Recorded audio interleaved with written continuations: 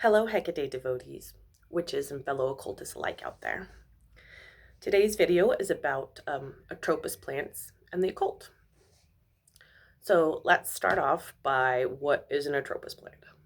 Well, that is one of the names for a type of nightshade. Now, nightshade plants have been used throughout history. As a matter of fact, we eat some varieties of them: potatoes, tomatoes, and bell peppers. As a matter of fact, back in the Renaissance, because these plants are related to the genus species of nightshade, people wouldn't eat them. They would thought they would poison them.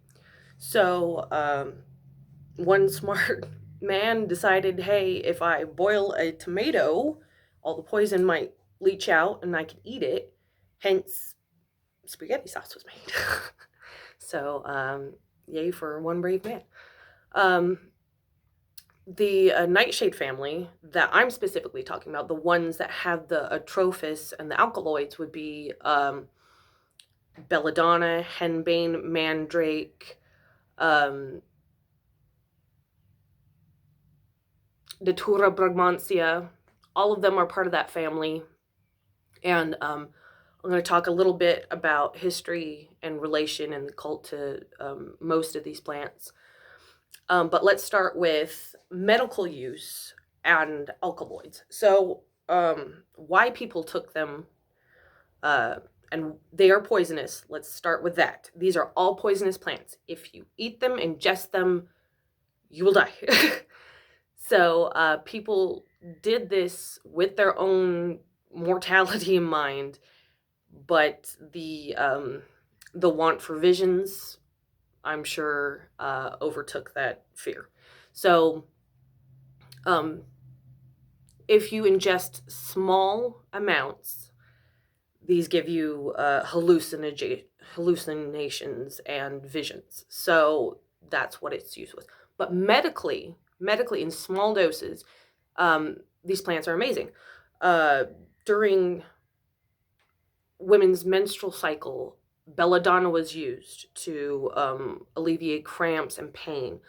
Belladonna and poppies during many years up until the 50s were used to induce twilight sleep during childbirth, so it was easier for women.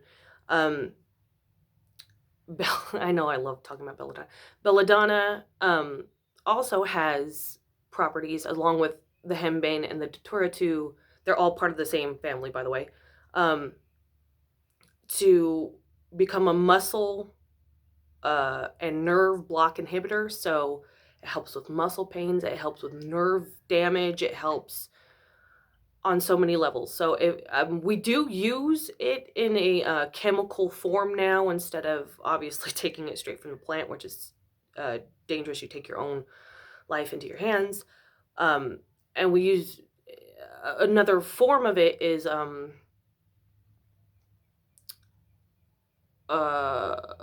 scopolamine, hiscamine, and nicotine. Those are all parts of alkaloids. So we still use them today, just in different forms.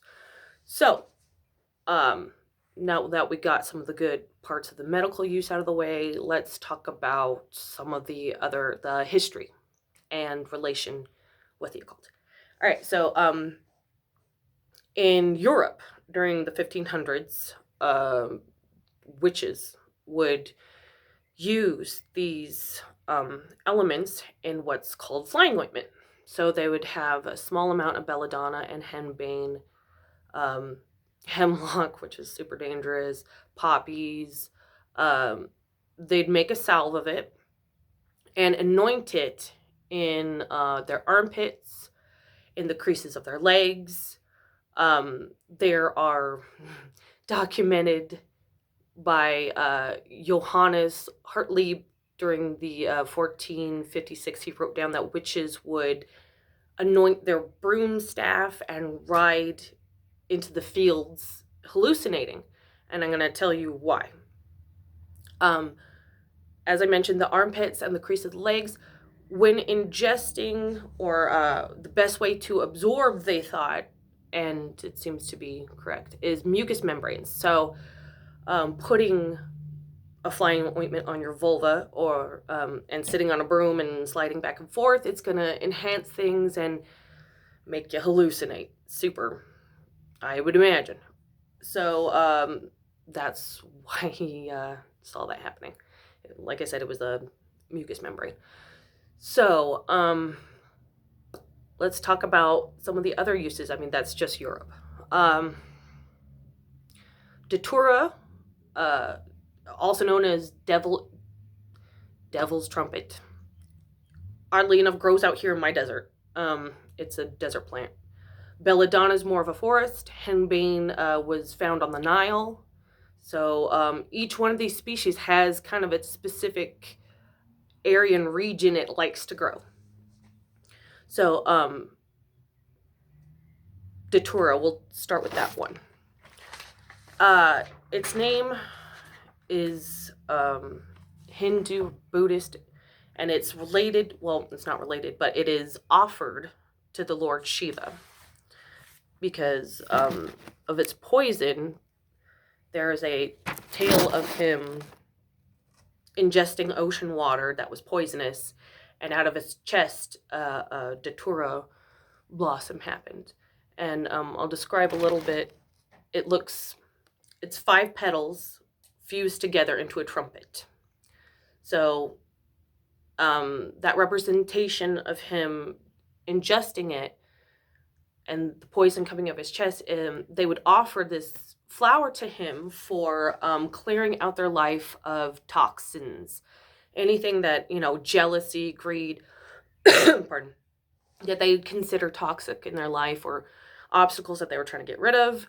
They'd offer datura to Shiva to, try to get rid of the poison in their life.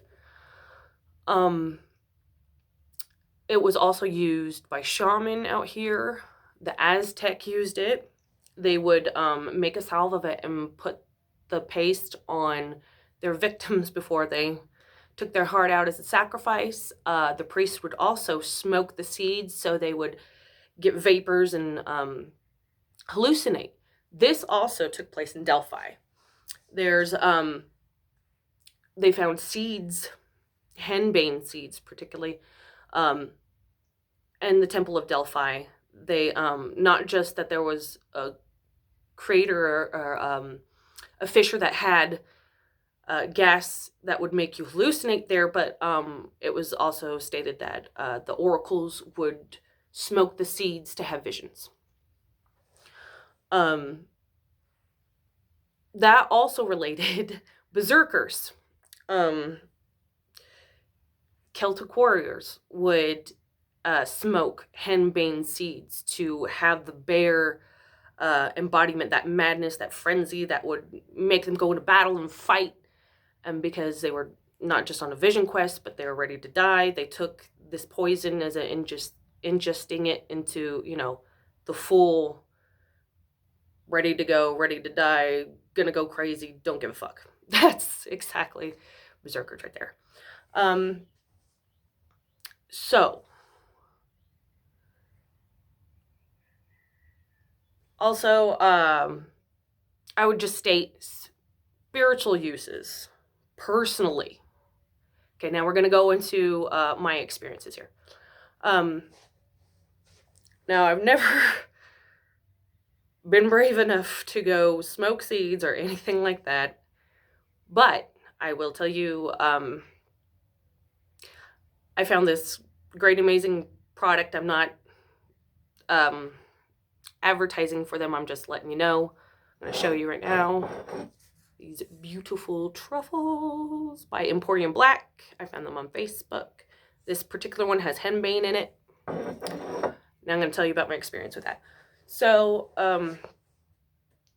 personally, these truffles that I have been ingesting have very little, but enough to give you a good understanding of what these plants do. Because personally, unless you are an alchemist, I would not mess with any of those alkaloids without knowing what you're doing. So, When I took the belladonna truffle, I felt completely relaxed. And the belladonna did feel different than the henbane and the datura. The belladonna felt like taking a nice warm bath. Your entire body, physically, your muscles are relaxed. Any pain that you had went away. I had back pain at the time, and it felt amazing. I slept like a baby. So there are benefits. This is just a physical attribute. Now, I take these truffles for trance work. The belladonna was more of like a relaxing. Now, the datura, the brahmansia, the henbane, those guys, when I took that truffle, it hit me right there and right here. So that was perfect for trance work. I took 2 of those truffles, and it was enough to like focus my brain on the spiritual work I was doing. I didn't have visions, but it made it absolutely clear to do scrying work. So I would honestly suggest, if you're going to go that way, maybe trying those. Like I said, these plants hit you right there in the pineal gland. So, and it affects all your glands, of course. And so the work. I would use these for doing work for transformation if you're trying to reach inside of yourself and figure out, how to help yourself better. These plants might help. To contact the dead, absolutely. This will put you in because they're poisonous, would definitely meld you into that world where you can probably have a very good vision or trance to communicate with the dead. Honestly, henbane and datura I might even use for a curse. They actually did use them for curses because of its potency and its poisonous, and if you're trying to overcome this toxicity and send it back to somebody, good way to use that. In Buddhist culture and Hindi, in Tantra, they would use a combination of honey and belladonna and henbane on their phallus, and it was supposed to be like a love ritual that would bond your lover to you and never let them think of anybody else. So there's another use for it. You could use it in bonding work.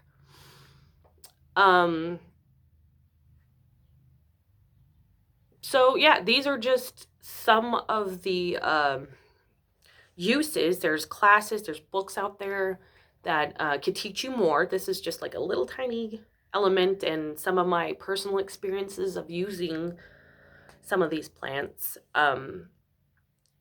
Guys, just be careful what you're doing out there, please. And I hope this video inspired you and you're all staying safe and healthy. Have a good week.